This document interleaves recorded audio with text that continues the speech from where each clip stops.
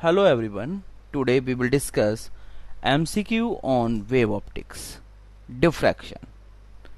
तो डिफ्रैक्शन के हमने सभी टॉपिक कवर किए हैं, single slit, double slit, grating, resolving power, relative criteria of resolution, dispersive power.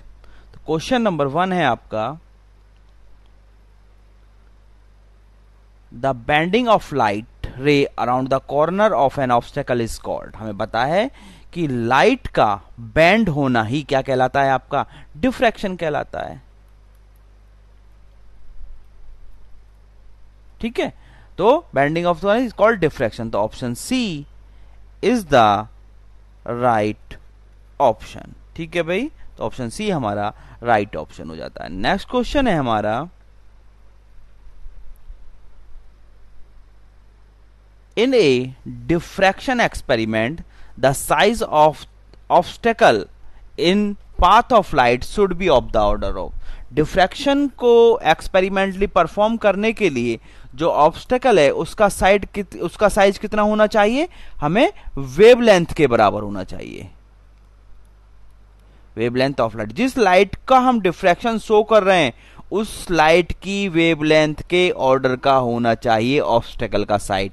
हमें डिफ्रैक्शन का फिनोमिना तभी ऑब्टेन्ड होगा, डिफ्रैक्शन तभी शो होगा जब इंसिडेंट, जिस लाइट का हम डिफ्रैक्शन देख रहे हैं उस की वेवलेंथ के ऑर्डर का जिस साइज से हम डिफ्रैक्शन शो करेंगे वो होना चाहिए। तो राइट ऑप्शन इज ऑप्शन ए।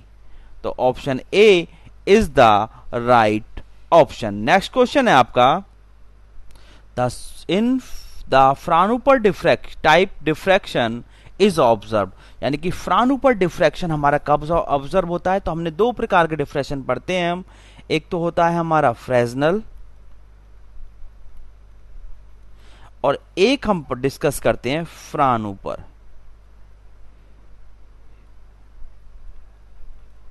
ठीक है भाई, फ्रेस्नेल डिफ्रैक्शन में जो सोर्स और स्क्रीन है वो फाइनाइट डिस्टेंस पर होते हैं। फ्रानुपर डिफ्रैक्शन में सोर्स और स्क्रीन इनफाइनाइट डिस्टेंस पर होते हैं। इसमें जो इंसिडेंट वेव फ्रंट होता है वो स्पेरिकल या सिलेंड्रिकल होता है, स्पेरिकल और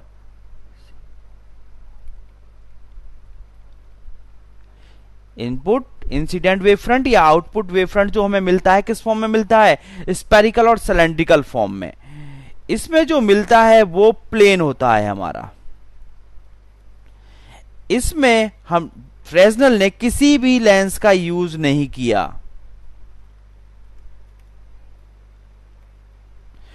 इसमें फ्रानुपर ने लेंस का यूज किया, कॉन्वेक्स लेंस का यूज किया, जिसके कारण ही हमारा इंसिडेंट वेव फ्रंट क्या हुआ था, प्लेन हुआ था।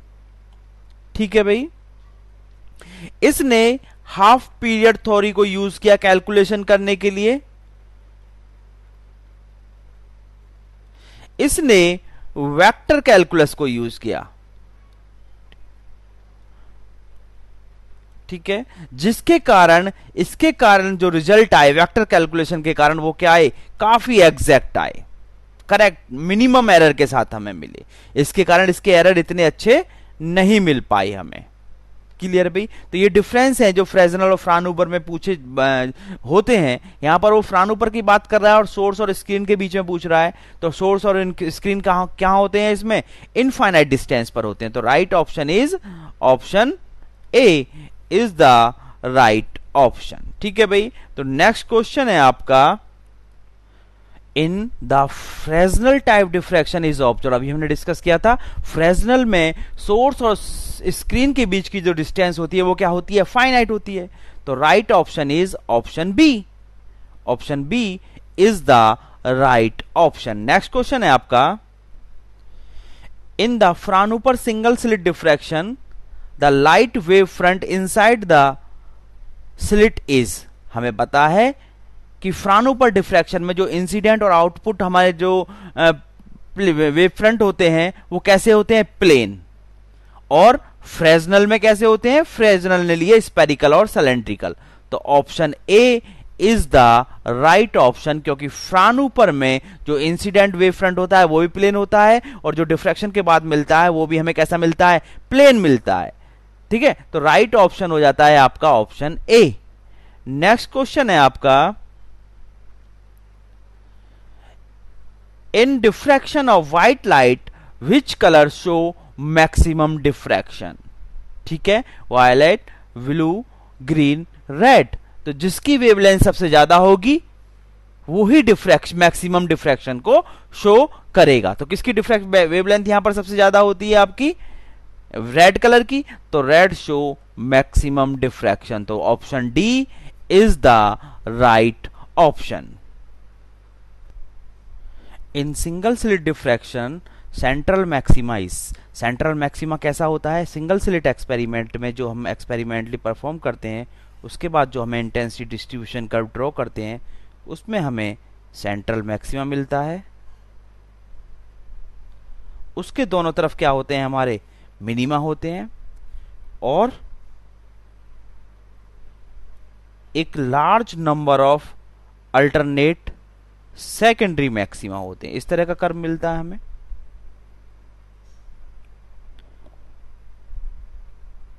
ठीक है भाई, तो ये जो आपका प्रिंसिपल मैक्सिमा है इसकी इंटेंसिटी कितनी होती है? ए स्क्वायर होती है। आई मैक्सिमम इंटेंसिटी गेन करता है। आई मैक्सिमम आती कितनी है आपकी? आई मैक्सिमम आती है आपकी a square sine alpha upon alpha का होल स्क्वायर। ठीक है भाई, तो ये जो सेंट्रल मैक्सिमा है आपका, ये आपका ब्रॉड होता है, ब्राइटर होता है और इसके साथ साथ अल्टरनेट आपके मिनिमा और क्या होते हैं? मैक्सिमा होते हैं। कौन से मैक्सिमा? Secondary maxima. इनको क्या बोलते हैं हम? इनको क्या बोलते हैं? ये सब जो है सेकेंडरी मैक्सिमा, जिनकी इंटेंसिटी प्रिंसिपल मैक्सिमा से कम होती है और धीरे धीरे क्या होती है? डिक्रीज होती हुई चली जाती है। इनको बोलते हैं हम सेकेंडरी मैक्सिमा। और इसके साथ साथ क्या है? Alternate minima. मिनिमा किस पॉइंट पर मिलता है? मिनिमा मिलता है हमें m equal to plus minus alpha equal to plus minus M pi पर हमें क्या मिलता है? मिनिमा मिलते हैं। ठीक है, कंडीशन ऑफ मिनिमा आती है हमारी। तो option D is the right option. ठीक है, हमारा प्रिंसिपल मैक्सिमा सिंगल स्लिट में हमारा प्रिंसिपल मैक्सिमा क्या होता है? सेंट्रल मैक्सिमा बोले या प्रिंसिपल मैक्सिमा बोले, ब्रॉड होता है, ब्राइटर होता है और उसके साथ साथ अल्टरनेट मिनिमा होते हैं and maxima with decreasing intensity. उसे क्या बोलते हैं हम? Secondary maxima. ठीक है भाई, तो राइट ऑप्शन हो जाता है हमारा ऑप्शन डी। नेक्स्ट क्वेश्चन है आपका,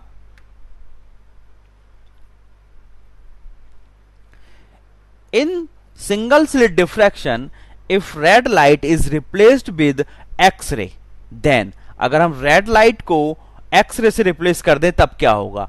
since the wavelength of X-ray is smaller than the wavelength of red light.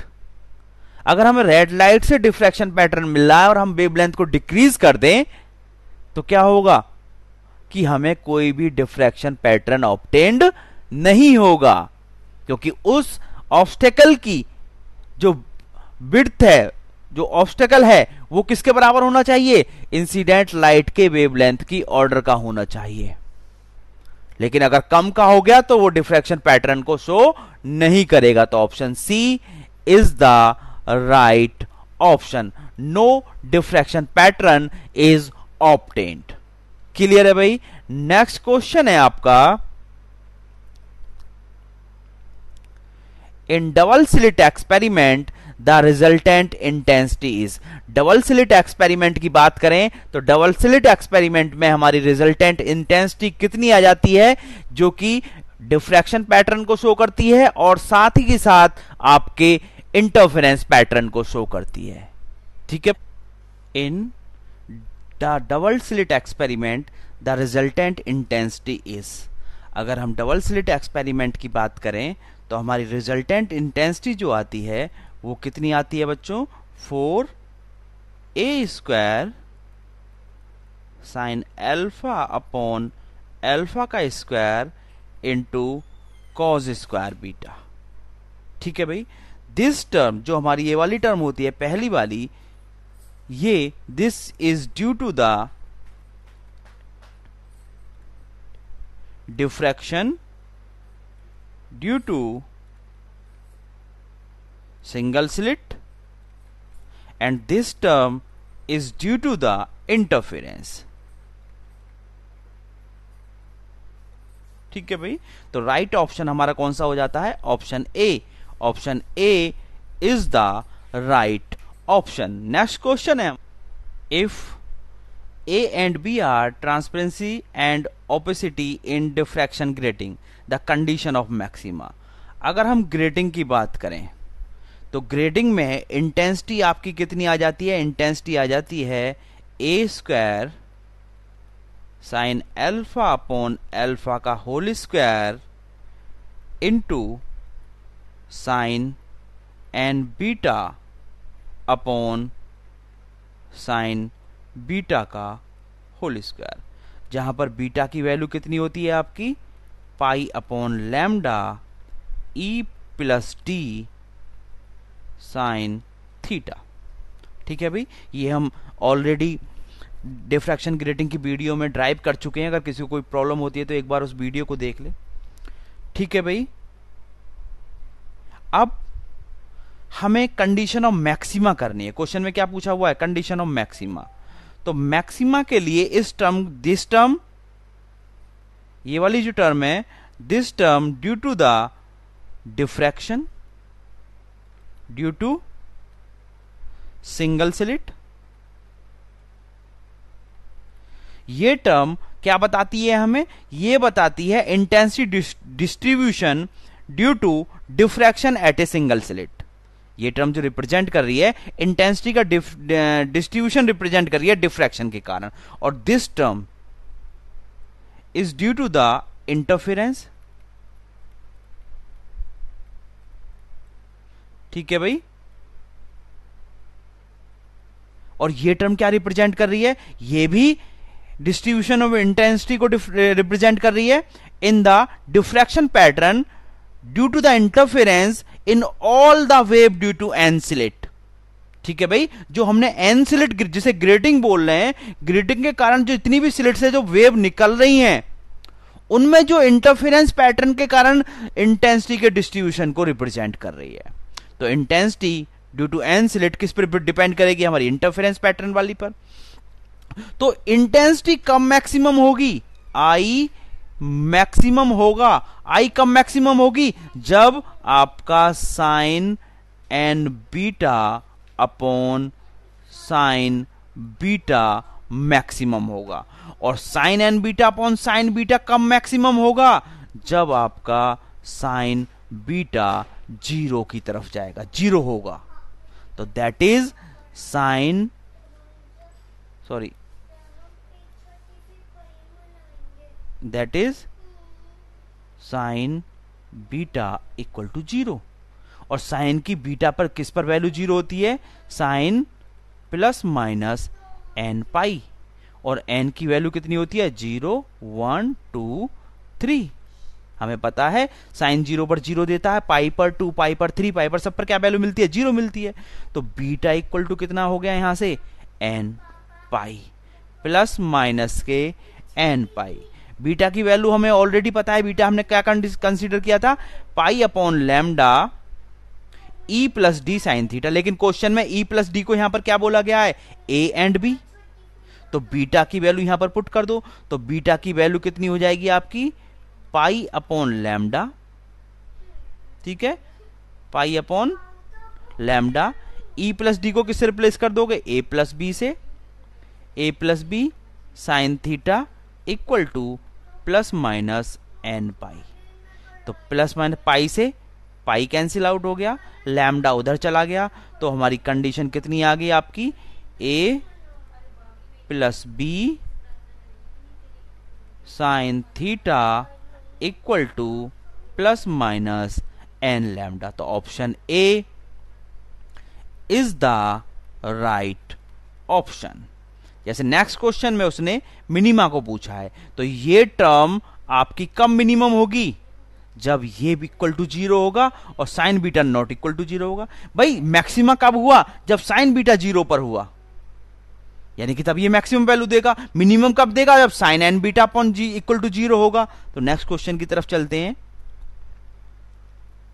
If A and B, ये हो गया question. Differential condition of minimum पूछा है।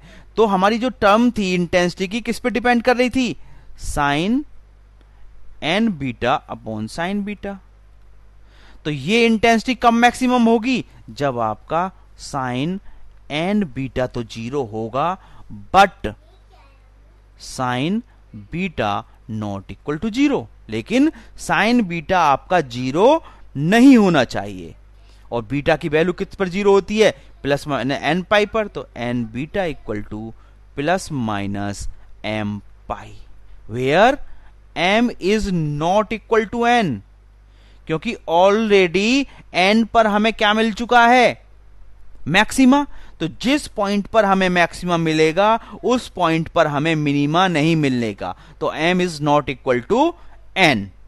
ठीक है भाई। तो बीटा की वैल्यू यहां पर पुट कर दो, n pi upon lambda a plus b sine theta equal to plus minus M pi. Pi से पाई कैंसिल आउट हो गया, तो n a plus b sine theta equal to plus minus m lambda. तो right option हमारा हो जाता है option B. तो option B is the right option. Next question है आपका, Rayleigh criteria of resolution of two nearby wavelength is. तो रेले criteria क्या था? रेले ने एक कंडीशन दी थी, टू क्लोज ऑब्जेक्ट जिनकी वेवलेंथ लगभग बराबर है, यानी कि लैम्डा 1 इक्विवेलेंट टू लैम्डा 2, जो कि डेल्टा लैम्डा है, जो उनमें डिफरेंस है, इज वेरी वेरी स्मॉल। अगर लैम्डा 1, अगर हम मोनोक्रोमेटिक लाइट की बात करें तो मोनोक्रोमेटिक डबलेट होता है, तो लैम्डा 1 कितनी होती है?